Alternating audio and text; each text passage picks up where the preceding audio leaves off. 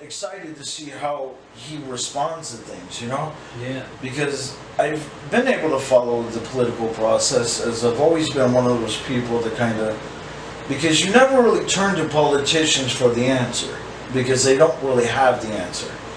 But any decision that they actually make is ultimately going to make or break your fucking life. And that's what really, because it's done at such a high level. I mean, you're making decisions for an entire country.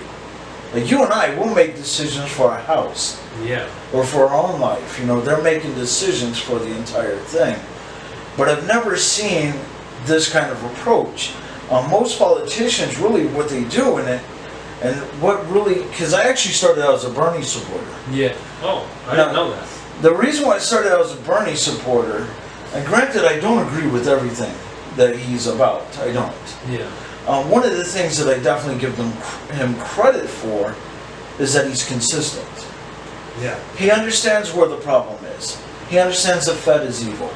He understands that money in politics is a bad thing. Yeah. I mean, he's got a lot of great things that he really understands.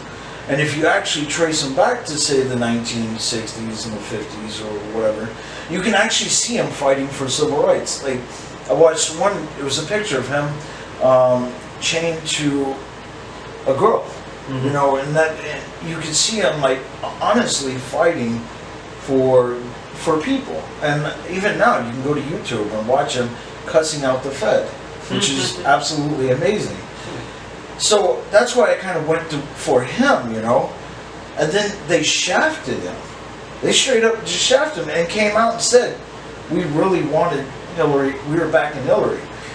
Yeah, there were a couple of things going on. I mean, I don't know about Bernie. Bernie's kind of old. He's a little on the slow side, in my opinion, but at the same time, he kind of uses that time to process the information, to think, and then respond, which, you know, his responses were good. But I think there is more to it that we may know about. You know, something is happening behind the scenes, and eventually we see some other candidates kind of being promoted, and no one really knows why. And because, you know, Bernie had better chance than the Clinton did, and then we see that Clinton somehow comes out of shape.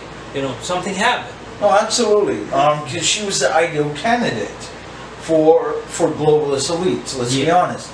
Now, Bernie, as much as I love the guy, I mean, his fierceness and his ferocity to fight somebody, I mean, he may be old, I'll give him that, but he doesn't care. Like, he will literally fight for what's good.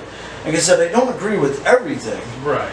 But I can commend somebody who at least sticks to the principle of trying to at least do what's good. Mm-hmm. But the problem is his enemies are not just banks. They're rich people, they're banks, there's corporations. I mean, the world is essentially owned. Yeah. And these powerful key players have been in power for a very long time.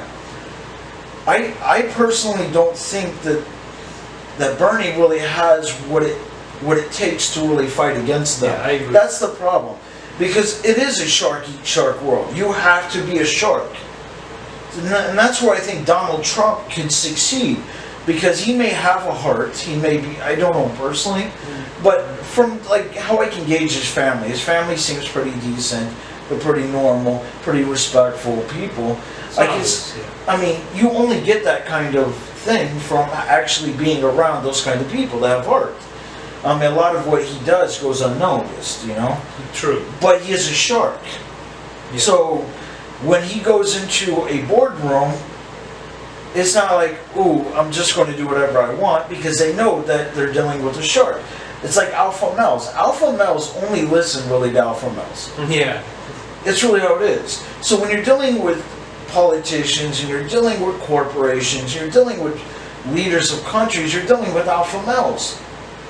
Yeah, that's how it goes. And unfortunately, you know, sometimes it's not about what people want, it's about what the monopolists want, and they promote certain things. So we just have to witness it. Exactly, and that's why they wanted Hillary to win. That's why they stacked against Bernie.